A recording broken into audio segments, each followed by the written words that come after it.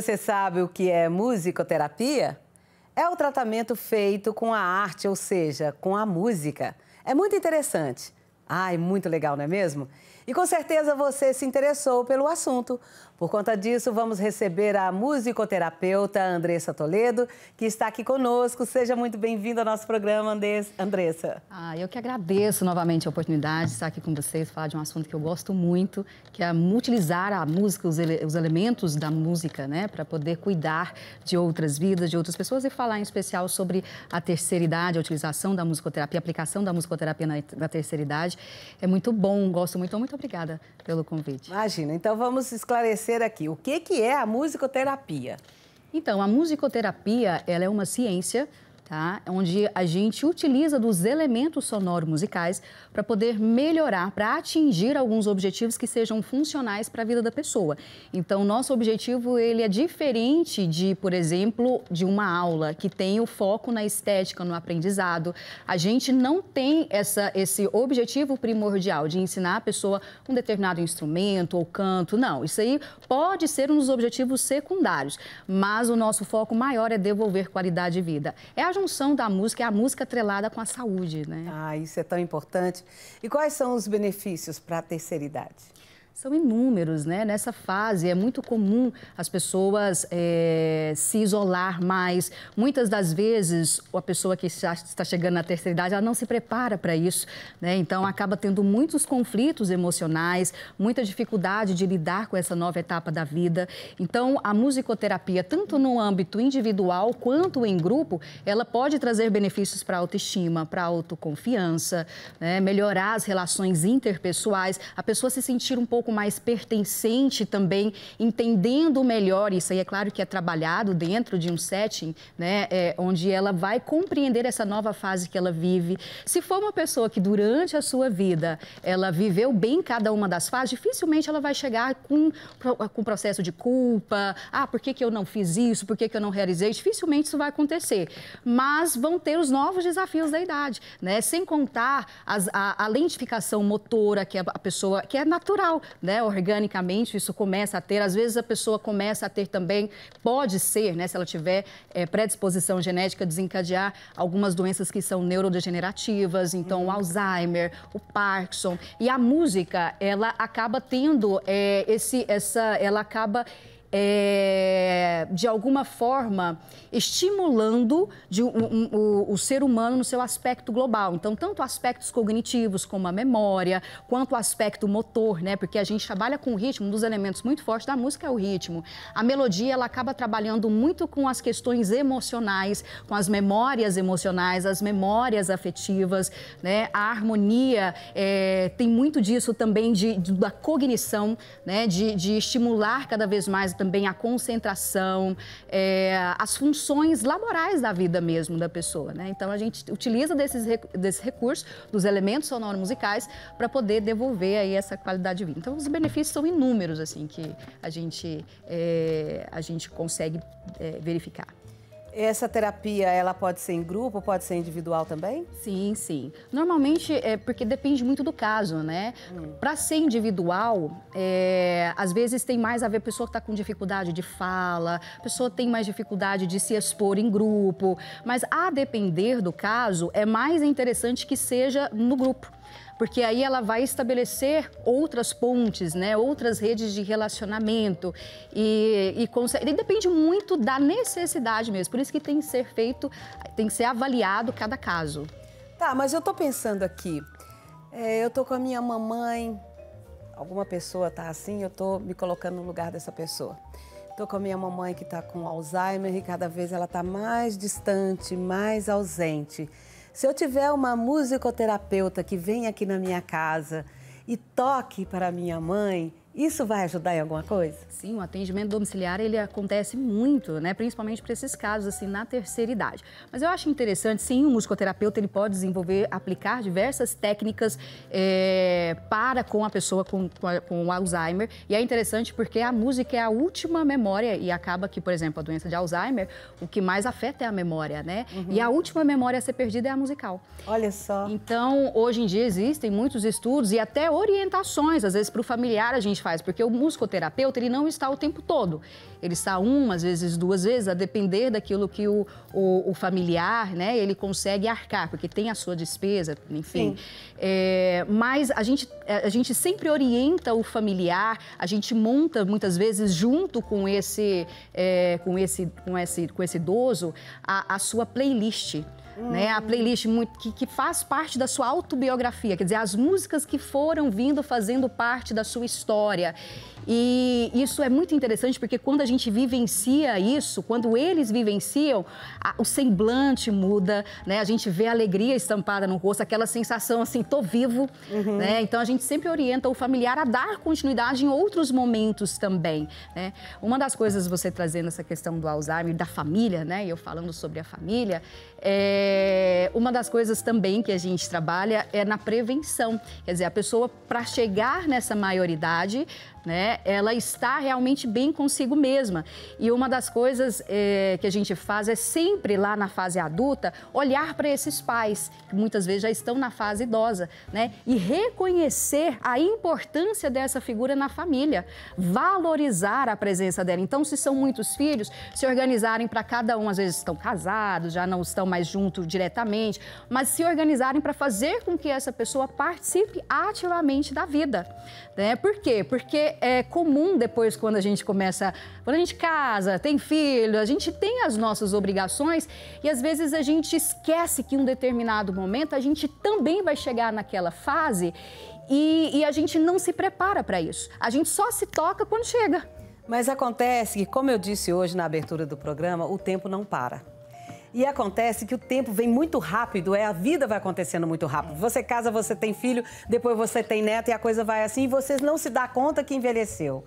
Aí você tem que dar uma parada porque seu corpo já não responde, a sua mente já não responde e você para. Quando você para, vem a tal da depressão, vem a coisa chata. Pode entrar aqui, tio, pode deixar a água aí de boa. Então, quer dizer, eu que estou aqui imaginando a coisa. Agora, uma pessoa que, continuando aqui no Alzheimer, uma pessoa que está cuidando dessa mãe e que essa mãe acha que ela é filha e que tem na memória dela cantigas de niná, cantigas de roda. Tem isso na musicoterapia? Demais. Então toca aí para nós. Eu queria pedir para apresentar aqui para vocês um trabalho que eu desenvolvi, inclusive nesse trabalho de prevenção realmente, onde o filho ele começa a olhar para esses pais e dar um novo significado até para que ele também se prepare para quando chegar ali. E aí nos projetos, uma das técnicas que a gente trabalha e que eu gosto de trabalhar muito é a técnica da composição. Então são várias músicas que são criadas e no último projeto que a gente fez, como eu trabalhava sempre muito em instituição, eu não fazia muito esse movimento, mas agora como eu estou com clínica, eu gosto muito de oferecer, de convidar o cliente, o paciente que estiver ali comigo, a depender da canção que é produzida, dele compartilhar com o mundo. Então, nesse projeto foi uma dessas canções em que essas pessoas, um grupo de pessoas que estavam ali pelo seu desenvolvimento pessoal, buscando se conhecer, se preparar melhor para a vida, para lidar com os conflitos, com as questões emocionais, se conhecer, né? E aí eu convidei elas para compartilhar, elas toparam. Eu quero apresentar aqui para vocês. Faça isso. Que inclusive faz esse convite. E aí ela olhava, essa jovem adulta, ela olhava para sua infância e a forma como ela se relacionava com os seus pais, né? Até fazendo todo um caminho onde ela conseguiu elaborar e entender a importância de tudo que ela vivenciou para chegar onde ela chegou, apesar das dores que ela teve que enfrentar. Então, ele é assim, ó. Se existe uma palavra que possa definir o que senti é desespero. Eu ouvia os seus choros, sua dor, sua tristeza. A gente pensa que não, mas a criança, ela percebe tudo o que está acontecendo. E nesse caso, a criança percebia a dor e o sofrimento dos pais que estavam ali, né? Isso me fez pensar que o problema estava em mim. Tive medo de você desistir da gente, mas seu amor por mim foi maior. Eu vou cantando e vou fazendo as explicações, né? Mas a criança faz muito isso, ela não consegue identificar que determinadas coisas que acontecem estão fora dela. Ela acha que tudo tem a ver com ela, porque a gente, enquanto é criança, eu não sei você, de caso, ou você, se em algum momento já se viu assim, como se fosse assim, eu vim, quero dar para minha mãe ou para os meus pais tudo aquilo que eles quiseram ter, muito dinheiro, uma casa, não sei o quê. Então, a criança entra muito nesse lugar de salvar esses pais, né? E foi muito esse movimento que ela fez. Ela disse, na razão eu vi amor, No sentir você sacaneou, mas a liberou. Valeu a pena, senti a vida, me senti amada. Fiz valer o presente que me deram. E aí ela foi percebendo, né? Ela disse: se a vida só é dura pra quem é mole. Isso aqui ela pegou uma fala do pai. O pai dizia isso, o pai já havia falecido, né? E ela dizia: já dizia o meu pai que rapadura é doce, mas não é mole, não. Agora vejo, sou filha da coragem e a solução em forma de ação e realização. E ela estava muito parada, sabe? Não conseguia ter forças para prosseguir e realizar aquilo que ela queria. E isso é interessante por quê? Porque quando a gente chega na fase, na terceira idade, se tem coisas, projetos que a gente gostaria de realizar e se a gente não realizou, a possibilidade de entrar num processo de culpa é muito grande. E se a pessoa tiver predisposição, por exemplo, para a depressão, ela vem e instala com muita força. Então, a pessoa perde o colorido total, né? E aí fica muito mais complexo. Então, esse trabalho aqui foi muito voltado nesse sentido. E aí eu trabalho muito isso na visão sistêmica, quando a gente reconhece, é muito bíblico isso também, quando a gente reconhece a força dos nossos pais, o que eles fizeram dentro dos erros deles, inclusive, o quão eles se sacrificaram para que a gente pudesse chegar à vida, né, para que a gente pudesse, em determinada fase, porque a gente é extremamente dependente quando a gente é bebê, a gente não tem muita consciência disso, não. Quando nos tornamos pais, a gente percebe, mas nem todo mundo tem esse despertar de consciência para olhar, poxa, eu já fui assim, porque às vezes a gente muda, né, quando a gente se torna pai, mãe, e a gente começa a olhar para os nossos pais diferentes, mas nem sempre é assim. Agora, o convite que eu sempre faço é esse: se você quer realizar algo, olhe para a sua história, para a história dos seus pais, tome essa força que vem deles. Ah, não, mas o meu pai ou a minha mãe foi uma pessoa que me abandonou, mas até nisso também teve uma lição muito grande. Foi o que ele deu conta e a forma como ele deu conta de fazer para que você aprendesse algo. Aí o diferencial está em que tem pessoas que olham para aquilo e se sentem as vítimas, né? E tem pessoas que olham para aquilo e veem uma possibilidade real do aprendizado. Essas sim conseguem tomar a força, ir para frente e realizar, né? E aí ela diz: hoje sinto que posso ir além, sei que muito tenho a realizar,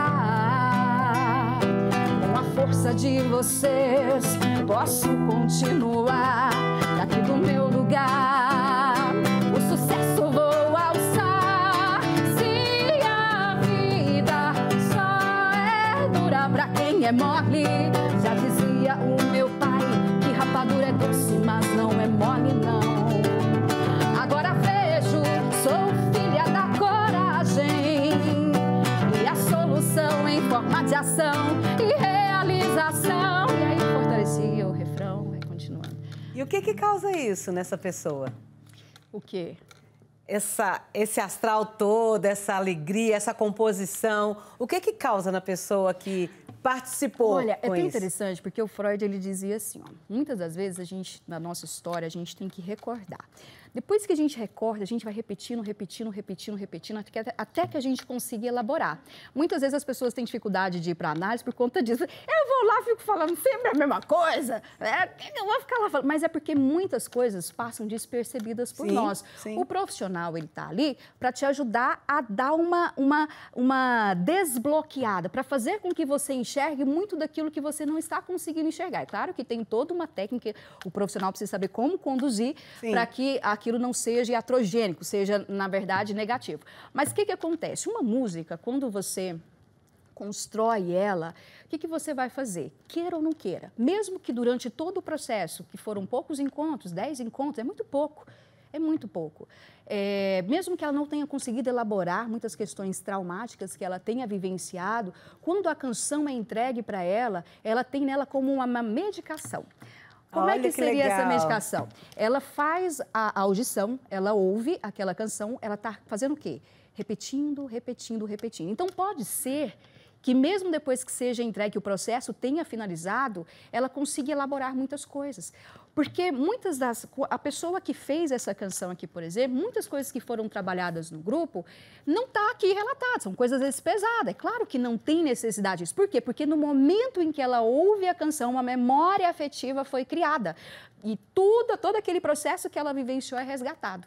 E quando é resgatado, a depender, se tiver algo ainda que precisa ser olhado e trabalhado, ela pode fazer esse processo sozinha ou ela pode dar continuidade no que eu chamo de musicopsicoterapia, que eu trabalho muito com essa vertente, porque eu sou musicoterapeuta de formação e uma das minhas especialidades é na psicanálise, né? Então, a psicanálise em si, no e cru, ela vai trabalhar mais com o verbal, somente com o verbal. Eu tenho o recurso também do sonoro para poder potencializar, quer dizer, outros caminhos, outras vias. É interessante porque eu consigo muito, tanto com o idoso, né, que às vezes tem essa dificuldade maior, assim, da fala, de expor, mas a gente vai por esse outro viés, quanto também com uma adolescente. Né? Então, um adolescente, a gente tem tido muito sucesso, mesmo porque a gente tem percebido assim, uma pandemia também, né? Vamos dizer assim, dos processos de adoecimento mental, como a depressão, como a ansiedade, muitos casos de toque, TDAH, muitos casos de autismo. Então, a gente tem o recurso sonoro musical, mas eu tenho muito essa leitura que bebe na fonte psicanalítica, mas com essa visão do todo, essa visão sistêmica, pensando no indivíduo enquanto no seu sistema familiar, no seu trabalho, na sua escola, enquanto o corpo também é um conjunto de sistemas, né? Então, entender essa complexidade também do cérebro, do corpo humano. E a gente tem percebido, assim, muitos resultados mesmo. Eu estou encantada, eu trabalhei durante muitos anos em instituição, dentro da psiquiatria, né, instituições psiquiátricas, e hoje eu trabalho na clínica, eu tenho oportunidade de acompanhar mais de perto a evolução, porque aí eu posso aplicar avaliação, eu consigo ver o desenvolvimento, o crescimento, o que precisa qual o foco que a gente precisa de dar mais para poder melhorar determinadas funções laborais para a vida da pessoa, para o sucesso, né, para que a pessoa tenha uma qualidade de vida melhor. Então, eu estou muito encantada. E deveria estar mesmo. Agora eu te pergunto, de todas as terapias que a gente sabe que existem no grupo de idosos, desde as coisas mais simples, como fazer um artesanato, como fazer uma hidroginástica, eu acredito que a musicoterapia deve ser mais eficaz porque ela trabalha com o sensorial, não é? Total, né? Estimula tudo, tanto a parte auditiva quanto a parte motora, a parte do toque, quando você faz um trabalho em grupo, mesmo tendo só o terapeuta, né? Eu tenho hoje uma mesa que chama Mesa Vibroacústica, inclusive foi o meu tema de pesquisa do mestrado, onde a pessoa, ela deita sobre e recebe no corpo dela todo um estímulo sonoro musical. Interessante. Muitos dos nossos traumas, eles de alguma forma se cristalizam, se alojam no nosso corpo físico, então muitas vezes o que a gente não consegue dar palavras, vai se manifestar no nosso corpo. E às vezes tem alguns pontos que ficam mais enrijecidos. E quando a pessoa recebe esse som diretamente no corpo dela, a gente consegue desbloquear muitas coisas e consegue acessar essas memórias com maior facilidade. Derrete o caroço. Justamente. É bem isso, assim, a música, ela consegue invadir, né? Ela invade mesmo, invade. Não tem como. E não pede licença, não e ela vai que vai. E às vezes Graças a Deus. E a depender, assim, por que a gente fala assim, não, então vamos só colocar uma música ali para a pessoa, isso já é musicoterapia. Elas têm os efeitos terapêuticos quando você coloca uma música que faz parte da identidade sonora dela? Tem, com certeza tem, mas um profissional para conduzir com toda uma metodologia, o caminho é mais rápido e você consegue atingir os objetivos com uma assertividade maior, porque tem também a questão iatrogênica. O que é a questão iatrogênica? Porque tem os efeitos colaterais negativos da música, né? Eu tô me lembrando aqui de uma coisa, eu vou compartilhar com você e com o telespectador. Eu fui fazer uma sessão de terapia e o terapeuta colocou uma música clássica para eu ouvir. E começou a falar. Eu falei assim, moça, você tira essa música? Ele falou, por quê? Porque eu tô atenta a todos os acordes, todos os instrumentos, todas as entradas e não tô ouvindo nada que você tá falando. Porque a música entrou mais em mim do que a palavra dele. Sim. É uma coisa interessante isso. Agora eu queria saber o seguinte, as mudanças, elas acontecem após essa sessão de musicoterapia? Você consegue detectar com as sessões? Sim, eu trabalho muito em conjunto com a família, né? E às vezes os pacientes que estão mais, as pessoas que estão mais lúcidas, a gente consegue avaliar juntamente com ela. Dentro, uma das coisas que a gente faz nos nossos acompanhamentos musicoterapêuticos é a avaliação. Então, você faz uma avaliação para detectar onde a pessoa está nesse momento e aí a gente utiliza dessas ferramentas para lá na frente fazer uma nova avaliação para verificar se teve progresso, a gente conseguiu atingir o objetivo que tinha. Então, isso é muito importante para até dar credibilidade também, às vezes, para o pai, se é uma adolescente, se é uma criança, para o próprio adulto, para ele também se autoavaliar. É claro que nem todos são assim, tem casos que não pedem isso, que é nítido assim, eles percebem a forma como eles lidam com mais leveza, com mais tranquilidade com os desafios que surgem. Né? Então, tem todos esses caminhos, essas possibilidades. Você falou aí sobre adolescente, eu fiquei curiosa, porque é uma coisa muito importante que está acontecendo muito, a questão da depressão, a questão da ansiedade, do TDAH e outra coisa que a gente está pontuando, que é muito triste, está tendo suicídio entre esses adolescentes, né? Isso é muito preocupante. E a família, que se ela sentir algum sinal de alguma coisa que não está bem, a musicoterapia ajuda? Muito, muito. Às vezes não, muitas vezes até o próprio adolescente. Né? Ele consegue identificar ali a partir, uma música vai falar muitas vezes por ele, às vezes ele não tinha essa percepção real de que aquilo era fato. E ele precisa só de um olhar de fora para que ele identificasse algo, para que ele se reconectasse com o sentido da sua própria vida. Porque muitas vezes essa busca por tirar a própria vida, ela não vem imediata. Não, é construída, né? Infelizmente. Eu tenho muitos casos que os pais, eles procuram, encaminham o adolescente porque ele fica preocupado porque o filho está se isolando muito. Ótimo! Isso é sinal de que o pai está atento. Isso é real, sim, e precisa. É claro que quando a gente vai desenvolver o trabalho, a gente percebe que aquele adolescente às vezes tem esse tipo de personalidade, que ele é mais introspectivo, que ele precisa daquilo ali, né? Então, assim, ele vai... não causa perigo. Justamente. Aí ele vai entendendo e aprendendo a administrar aquilo que está vindo. Porque existe uma coisa do que o neurônios espelhos, assim, fazem muito. Quando um adolescente começa a ver muito o outro se cortando, ele começa a repetir comportamento. Nem sempre é porque ele tem algum diagnóstico de borderline, um transtorno de personalidade. Às vezes nem é. É porque ele repete o comportamento, porque o amiguinho... Por que acontece? O amiguinho da onça. O amiguinho está fazendo, ele vê aquilo como uma solução e ele tem muita estima por aquela pessoa e ele começa a pensar, pode ser solução para mim também. Isso aí é uma falha, muitas vezes, de nós, adultos, dentro da educação. Eu falo assim, hoje a gente tem um projeto, o programa Saúde na Escola, que precisa de ser cada vez mais fortalecido.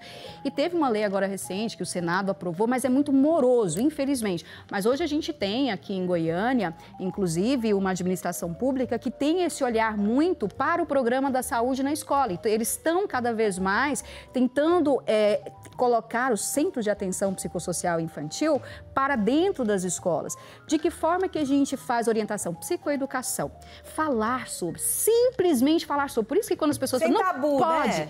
Sem tabu. Porque quando as pessoas falam assim, olha, não fala sobre suicídio, senão você vai fazer com que a pessoa... Não, não é assim que funciona. É claro que se você joga uma coisa que a pessoa, né, por exemplo, filme, tem seriados que às vezes colocam, a pessoa se identifica com aquela narrativa, com aquela história, no final a pessoa morre, eu vou querer repetir um comportamento daquele. Não é isso. É mais amplo do que isso. É dar voz, é dar espaço para que o outro fale das suas emoções. Porque hoje em dia a comparação, ela é muito forte, essa necessidade de aceitação, redes sociais, seguidores, tudo isso mexe muito com o emocional. E se eu não tenho um espaço para falar sobre isso, tudo fica muito confuso, eu não começo a entender, inclusive, o sentido da vida.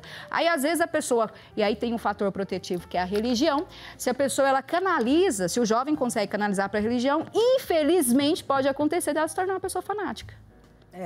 Que também não é bom, que é o extremismo.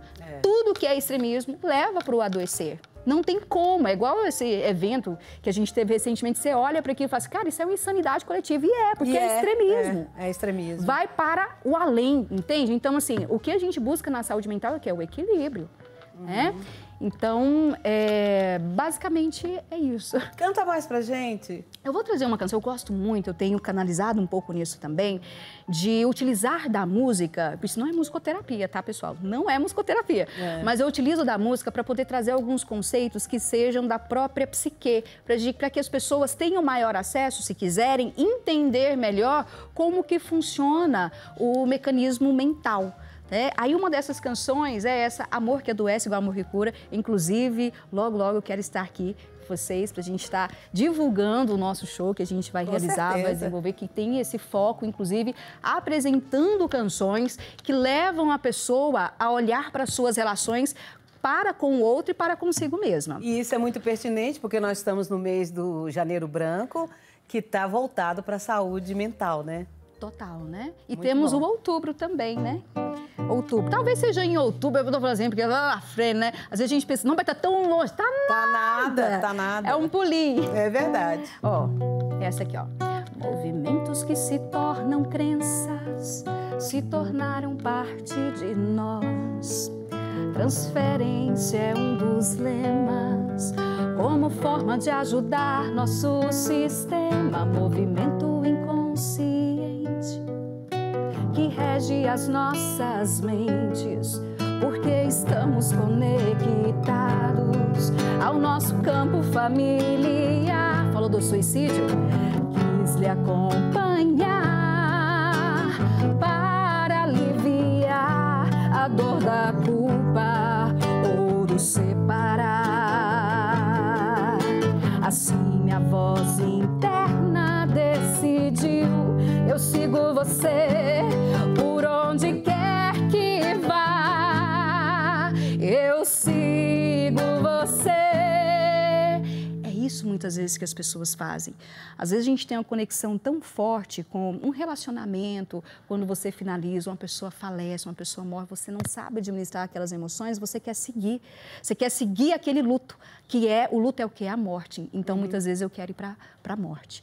E trazendo consciência, tomando consciência, quando eu passo a entender que muitas vezes a gente torna-se fiéis a determinados tipos de comportamentos que nos levam mais para a morte do que para a vida, eu posso escolher aqui, ó.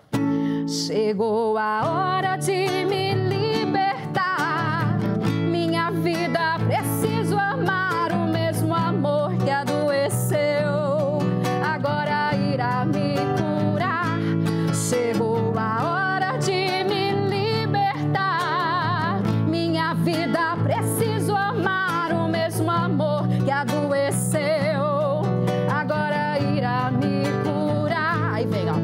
Você pode me levar a desistir de viver tão bem e a voz gritar: eu também vou contigo. A quem decida assumir o desejo de adoecer ou morrer e assim dizer: eu vou por você. São nós do ontem e do hoje que impedem o nosso sucesso. Desfazer o emaranhado e deixar que cada um assuma o seu papel. Chegou a hora de me libertar. Minha vida, preciso amar o mesmo amor que adoeceu. Irá agora me curar. Chegou a hora de me libertar.